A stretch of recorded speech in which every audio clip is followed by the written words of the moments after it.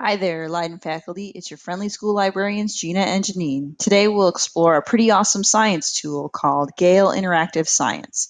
This screencast will help you to learn how to access and use it.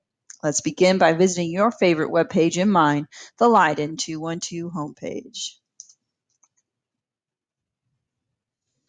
From there, use your cursor to highlight academics and then libraries. Click on Libraries. On the left-hand side, there is a column of links. Click on Databases.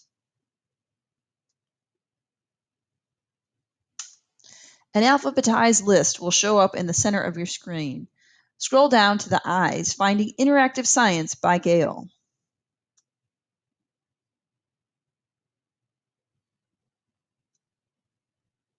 Click on Access Database.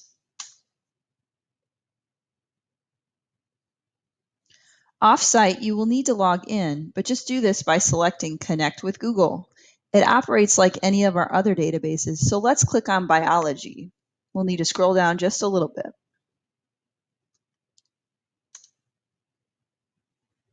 Let's start with Allosaurus. Inside the box,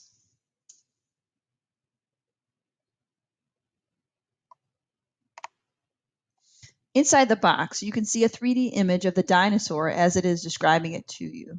Try the full screen option to make it really come to life. So if you click on these arrows, you'll see you can make this smaller too, and you can see the different parts of the dinosaur in a 3D version.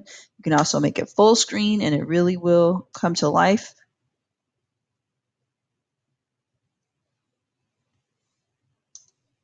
This can give you some quizzes and questions here as well. Just show you one more part of it. So you can kind of have your students play with the in-screen or the full screen version. On the right-hand side are some helpful links. At the very top is a citation tool. So if you click on citation, that will cite this article that's on the right-hand side. Mostly in science, people are using APA, and you can get the citation right there. Also, the Send To tool is a pretty great tool. It'll let you send this article to your Google Drive or your email, and I'll show you a little bit about that later because the tool shows up again. So here's the article in the right-hand column. You can see that it highlights words to know.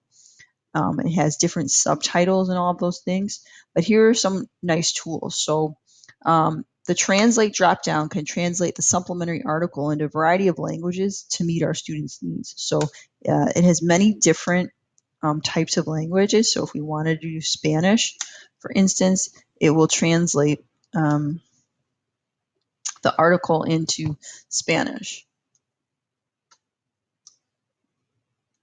So the document tools, like it's just said, were disabled, so you'd have to like complete it. But to get back, you just click that button. To increase the font size, you could do this, and that does it without messing with the screen, which is nice. You can also listen to the article by clicking Listen, the speaker.